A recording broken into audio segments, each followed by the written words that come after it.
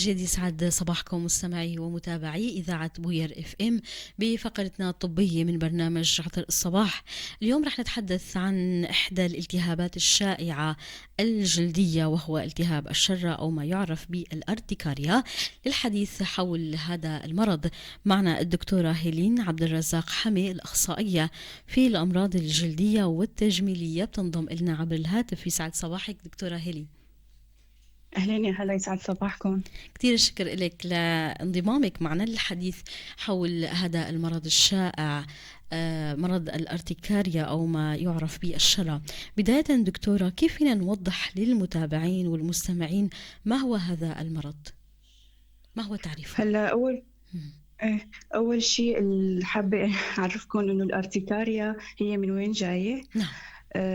الأرتكاريا هي مشتقة من كلمة لاتينية أورتيكا، معناها بالإنجليزي هو نبتة القراص.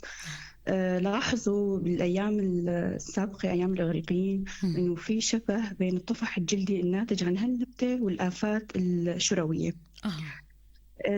كمرض جلدي هو مرض تصيب الجلد والأغشية المخاطية، مميزة بآفات شروية تكون عابرة وسريعة الزوال، وبتكون مرتفعة على سطح الجلد، سببها تسرب البلازما. دكتورة، هو فينا نوصف المرض بأنه شكل من أشكال التحسس؟ ايه، هو بالعامية هيك معروف، رد بينفهم فعل هيك، تحسسي. رد فعل مناعي للجسم ايه تجاه مسبب غريب أو ممكن مسبب غير غريب. طبعا ممكن يكون في عوامل هيك. نتحدث عن هالعوامل دكتورة هيلين والمسببات اللي ممكن تؤدي لهذا الشكل من رد الفعل في الجسم. هلا كأسباب، في عنا أسباب شروية، شريحات. نعم. غالبا بتكون 50% منها مجهولة السبب. وفي عنا نسبة طبعا، وفي عنا نسبة 40% هي بتكون تالي لإنتان تنفسي علوي. وفي نسبة 9% تقريبا دوائي. وفي عنا نسبة 1% فقط هو سبب الطعامي، عكس اللي هو نعم. الشائع. نعم. أي هدول بالنسبة للأسباب الحادة. طبعا في عنا أسباب مزمنة، ممكن يكون غالبا بتكون عفوي، كمان لأسباب مجهولة، ممكن أسباب مناعية، إنسانية، أرجية، أو نعم. بيكون بعوامل محرضة، عوامل فيزيائية مثل الضغط، البرد، الحرارة، الشمس، ممكن حتى المي ممكن يكون في نعم. عامل محرض يعني. جملة من العوامل اللي بتكون أسباب لحدوث هذا الشكل من التهاب الجلد لدى الشخص. لنوضح أكثر شوي للمتابعين دكتورة هيلين، لما بنتحدث عن سبب دوائي فهذا بيعني أنه ممكن تناولنا لنوع من أنواع الأدوية أو المسكنات ممكن يكون سبب من الأسباب اللي بيؤدي لظهور هذا النوع من الالتهاب، أو ممكن يكون سبب مرضي ناتج عن وجود مرض بالجسم، ممكن يكون ناتج عن وجود هالمرض عنا لحدوث الارتكاريا، أو طعام، ممكن يكون نوعية الأكل، في بعض الأنواع من الأكل ممكن ما تناسب طبيعة جسمنا وبتؤدي لحدوث هالرد الفعل. نتحدث عن الأعراض دكتورة. شو هن الأعراض اللي بتبرز على الجسم؟ الإنتانات بأي لون بتكون، أو البثرات كما يسمى طبيا. قلتي بأنه هل الأعراض بتروح بسرعة؟ نتحدث عن هالأعراض وكم يستمر وشو هن آلية الظهور؟ هلا كأعراض مثلا بيكون في عنا الحكة، غالبا عرض شائع هو. نعم. في عنا علامة مميزة اللي هي الانتبارات. هالانتبارات هي سريعة الزوال، غالبا تظهر وبتختفي خلال مدة 24 ساعة. هالانتبارات هي علامة مميزة عنا بالشري، طبعا ما بتترك أي أثر. كمان ممكن في بعض الحالات بنشوف تورمات بالجلد، بالأغشية المخاطية، تورم في العين، الشفة، الوزمة تماما، باليدين، بالقدمين. ممكن في الحالات الشديدة حتى بنشوف ضيق نفس كمان. نعم. حالات الوزن الوعائية. إذن أعراض هذا الشكل من الأمراض هو بتظهر خلال 24 ساعة، وبتتناوب البثرات بالظهور، بتظهر بمكان ثم تختفي تظهر بثرة أخرى خلال بشكل متناوب. ولكن كم يستمر هذا الشكل من الأعراض دكتورة؟ هلا هاي اسمها انتبارات، هي علامة جدا مميزة بالشري. هي بتكون علامة يعني بتكون تورمات فينا نسميها نعم. مثلا بالعامية. مم. أما استمرار الانتبارات هي العلامة المميزة فيها إنه بتظهر بتختفي خلال 24 ساعة، بس استمرارها يعني مثلا بتروح وبتجي. مم. مثلا إذا كانت الشلل الحاد ممكن مم. بالشلل الحاد بتظهر فجأة، وممكن المهم ما بتستمر أكثر من 6 أسابيع. بس نعم. بتستمر أكثر من 6 أسابيع هون صرنا بالشلل المزمن. مزمن. إذا مم. تصنف الشري حاد وشري مزمن وفقا أيوه لطول مدة ظهور الأعراض وشدتها. تمام. أها. دكتورة، هلا أشرتي لمسألة العلامة المميزة لهالمرض مهم. اللي فينا نميزها عن غيرها من الأمراض الجلدية. هل هناك علامات أخرى أيضا بتحبي تضيفيها؟ هلا العلامات الأخرى مثلا في حال مثلا هالانتبارات إذا استمرت أكثر من 24 ساعة، هون مم. صرنا بتشاخيص تفريقية تانية. نعم. هي أكثر صفة مميزة للأمانة هي الانتبارات. نعم. هالانتبارات بتكون طبعا مختلفة بالحجم. مم. لونها بتكون وردي. ممكن نشوف يعني بحجم عدة مليمترات، توصل ممكن لحجم قبضة اليد كمان. نعم. وهالانتبارات طبعا ما بتترك أي أثر. هاي نعم. العلامة جدا مميزة بالشري وما بتخبي حالها، يعني فورا مم. المريض بيكون إذا نعم. يعني راجع الطبيب فورا نعم. متشخص. دكتورة هيلين، هل كلنا معرضون للإصابة بهذا المرض الجلدي أم هناك فئات هي أكثر عرضة أو ممكن هي تتعرض مم. للإصابة بهذا المرض بشكل أكبر؟ هلا بشكل عام جميع الفئات العمرية ممكن يتعرضوا. نعم. بس بتختلف مثلا الأسباب. مثلا بنشوف عند الأطفال بعد إنتان فيروسي ممكن يكون اللي عندهم سوابق تحسسية، نعم. أكزيما، ربو مثلا. في بعض مثلا في آه. صنف من أشخاص عم ياخذوا أدوية معينة، خاصة الإنسيدز هاي كتير شائعة عنا مثلا. ممكن هدول نعم. مم. ممكن تعرض لعامل محرض. عند آه. البالغين مثلا بنشوف أسباب مم. مناعية. نعم. يعني تقريبا مم. هدول هن، ما في يعني انه في صنف معين. بشكل عام كل الفئات العمرية كل الفئات العمرية معرضة للإصابة، معرضين. ولكن هل هناك تماما. عوامل الخطورة بتزيد من احتمالية أنه هذا الشخص يتعرض أو يكون في عنده احتمالية للإصابة؟ هل هناك عوامل الخطورة بتميزه عن غيره من الحالات، أو بتميز هذا الشخص عن غيره؟ ممكن يكون طبيعة العمل أو طبيعة الحياة أو طبيعة طبعا الأكل. العوامل المناعية العائلية، السوابق التحسسية كلها بتكون نعم. موجودة عنده. مهم. مم. هل هناك وقت محدد يظهر فيه هذا المرض أو فصل محدد؟ هلا حتى كفصول كمان ممكن بنشوفها بأي فصل لأسباب مختلفة. مثلا آه. ذكرنا إنه في عنا بعض الإنتانات التنفسية العلوية، هاي بنشوفها مثلا بفصل الشتاء. هلا بالفصل الشتاء معروفة نعم. اللي بتشكل نسبة منيحة 40% من الشري الحاد. حتى على تغيرات الفصول مثلا ممكن نشوفها بالتحسس الموسمي. مثلا في عندنا نعم. مثلا بالصيف ممكن يكون في عوامل محرضة خاصة من الشمس، الحرارة.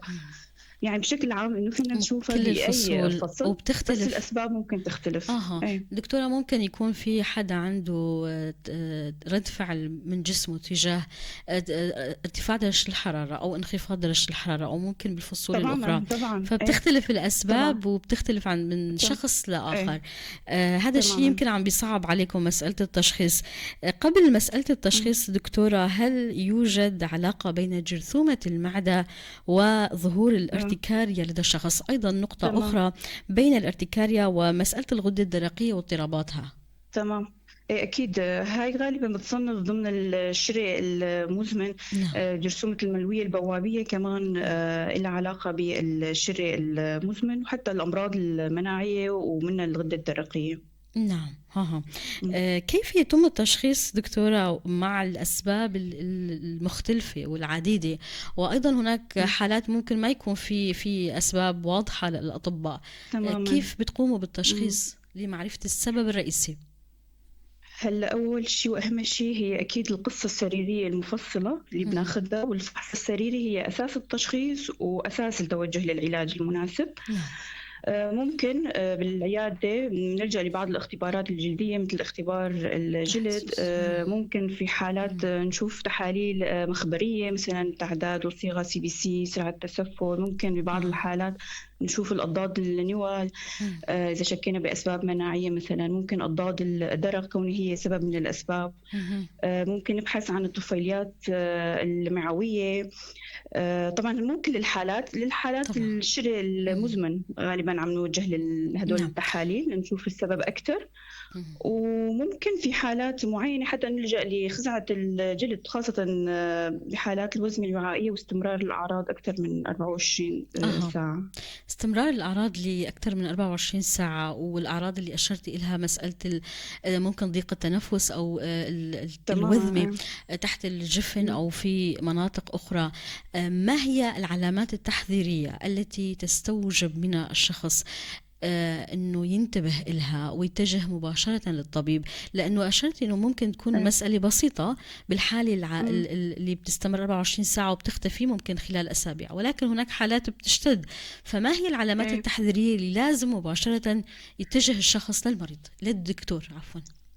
هلا بالنسبة للمريض أكثر شيء إذا حس بضيق نفس، هاي علامة إنذار. مثلا إذا لاحظ في تورم عنده بالشفتين، تورم في الأجفان، إذا حس هيك بعسرة بلع مثلا، ممكن يكون في عنده وزمة في الحنجرة. يعني تقريبا هدول هن ممكن، لأنه نعم. المريض حتى يفوت بصدمة تحسسية هالحالة يعني وهنا ممكن يصير اختناق. شو المضاعفات في هذه الحالة إذا الشخص أهمل حالته؟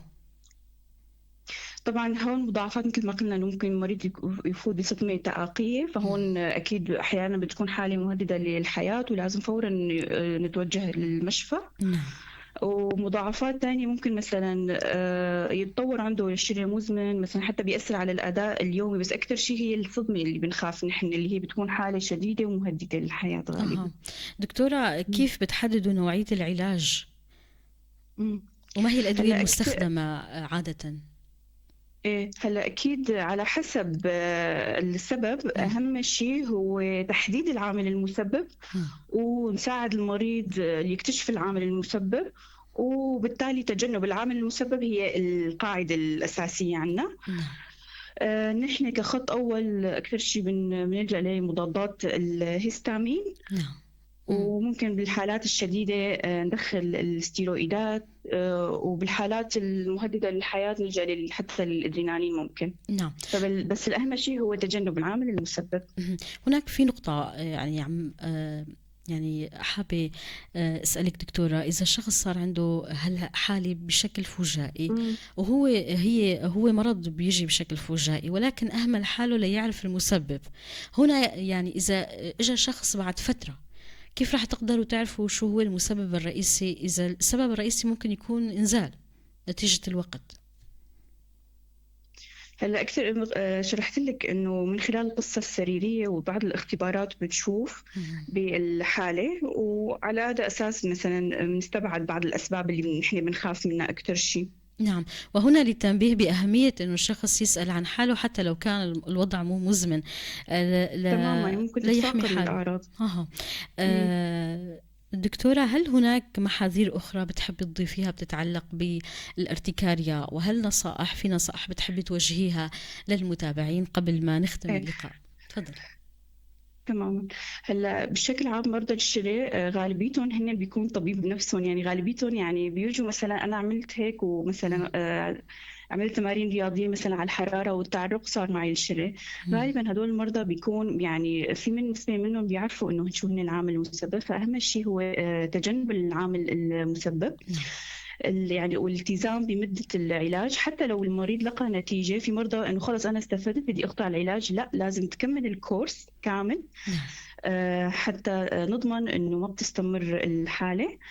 الشدة النفسية كمان لها علاقة. الشدة النفسية بتزيد من إفراز عامل الهستامين، مهم. لهيك قدر نعم. الإمكان مهم. إيه، قدر الإمكان الواحد يخفف من مهم. حالات التوتر نعم. والشدة قدر مهم. الإمكان، لأنه حتى النفسية كمان لها دور. نعم. مهم. كمان في نصيحة تانية إنه أثناء نوبة الشراء، أنا كتير بركز على هالنقطة للمرضى، إنه مهم. بيعملوا حمية حتى لو ما كان السبب هو نعم. الطعامي. بس في عنا نوع من يعني أحيانا بعض الأطعمة بتزيد من حالة الشراء، لأنه بيكون فيها مثلا تطلق من إفراز الهستامين، مو لأنه هي السبب، إنما بتزيد الحالة فقط نعم. يعني. مم.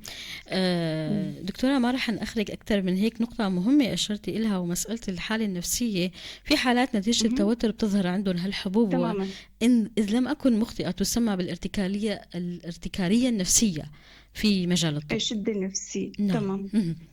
كثير الشكر لك دكتورة. إذا بتحبي تضيفي أي شيء أو نقطة أنا ما سألت حولها، تفضلي. تقريبا يعني استوفينا كل نعم. الجهات. نعم. هو كثير أهم شكر. شيء تجنب العامل المسبب. نعم، كثير الشكر لك دكتورة هيلين يا هلا، عبد أهلا وسهلا، الرزاق. وشكر لكم كمان. نعم، هيلين عبد الرزاق حامي، الأخصائية في الأمراض الجلدية والتجميلية، كنتي معنا عبر الهاتف. جزيل الشكر على كل المعلومات يلي أعطيتني إياها.